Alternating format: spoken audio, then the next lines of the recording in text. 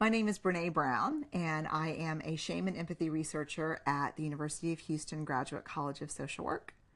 I am the author of I Thought It Was Just Me, Women Reclaiming Power and Courage in a Culture of Shame.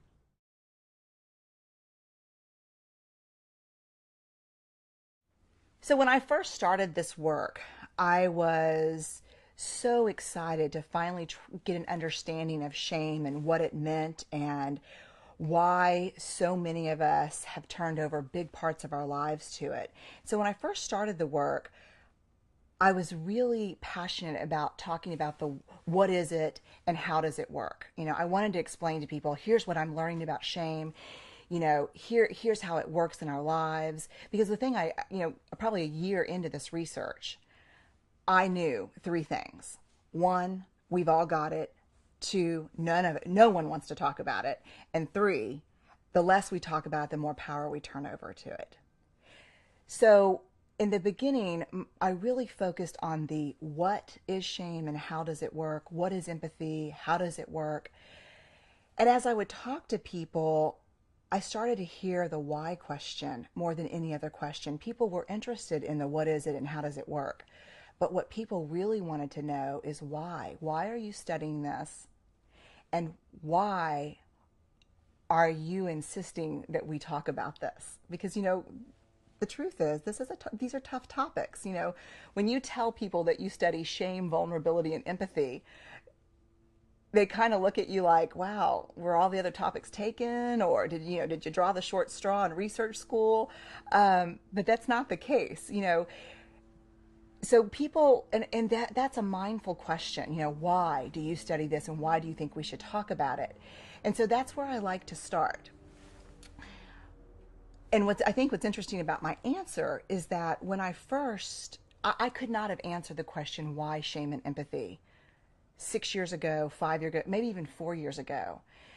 But now, after talking to hundreds of men and women around the country about shame, and how it affects the way they live, love, parent, work, build relationships, I finally, for the first time and probably in my career, understand why.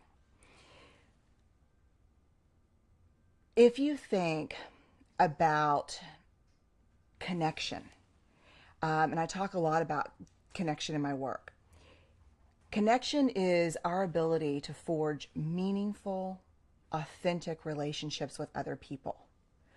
I believe that connection is the essence of the human experience. It is what breathes lives and gives meaning to our lives. If you think about connection on a continuum, what I have learned is that anchoring this end of that continuum is empathy. It is what moves us toward deep, meaningful relationship. On the other side of the continuum connection is shame. It absolutely unravels our relationships and our connections with other people. And so to study shame and empathy and to ask people to engage in a national conversation about these things just for the sake of knowing shame and empathy, I think it might be too big of a question, too big of a favor to ask people to talk about it just for that sake. But what I have learned is that if we want to understand connection, if we want to understand what really fills our human spirit, we have to understand what anchors both ends of that continuum.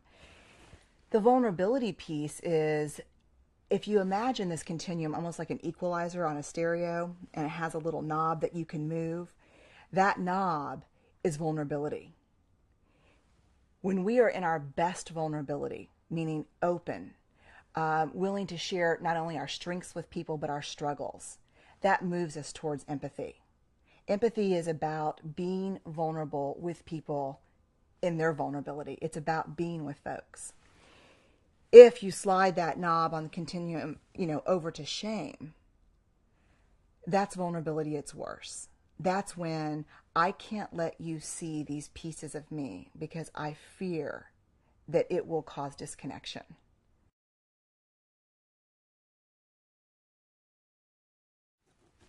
Three of the big questions I want to answer in my research, where shame and vulnerability and empathy are central. have to do with courage, compassion, and connection. And so I'd like to kind of go through each of those. The first one is courage. When courage first came into the English language, it had a very simple definition. It comes from the Latin word cur, which means heart. And courage meant to speak your mind with your heart, to tell your story. I think over time that definition has changed in terms of the way we use it. But if you think about courage, and I use the term ordinary courage, which I read in an article by Annie Rogers. If you think about ordinary courage, telling our story, how do we do that in a culture of fear? Shame breeds three things: fear, blame, and disconnection. So how do we practice courage in a culture where we are incredibly afraid of not fitting in?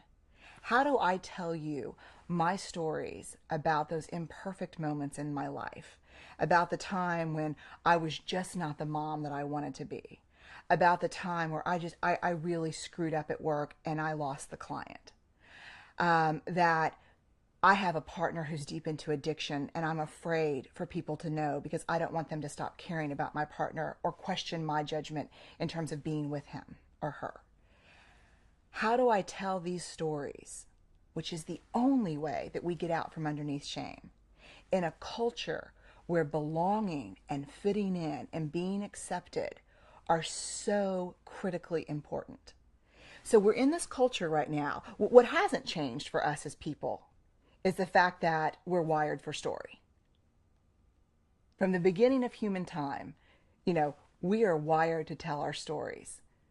We're not born to keep secrets. We're not born, hating things about us and not sharing them with other people. We're born to tell our stories. So it's not people who have changed. It's the culture that's changed. And so how do we embrace and share the imperfections that make us who we are in a culture where we're afraid to not fit in? The second piece is compassion. And that is really in an important way related to story, because stories are only a form of connection when someone's listening and hearing us. So how do we have the courage to tell our story? But then where do we find the compassion to hear other people's stories? One thing that's real important to understand about shame is that while it's universal and all of us have it, it's triggered for all of us in very different ways. Maybe for me, it's about body image or parenting or sex or addiction. For someone else, it might be about providing, money, aging, religion. One thing that's universal about it is just listening to shame can be shaming for us. So if you were to share your story with me, how do I stay open and sit in that with you, as opposed to moving into blame and judgment?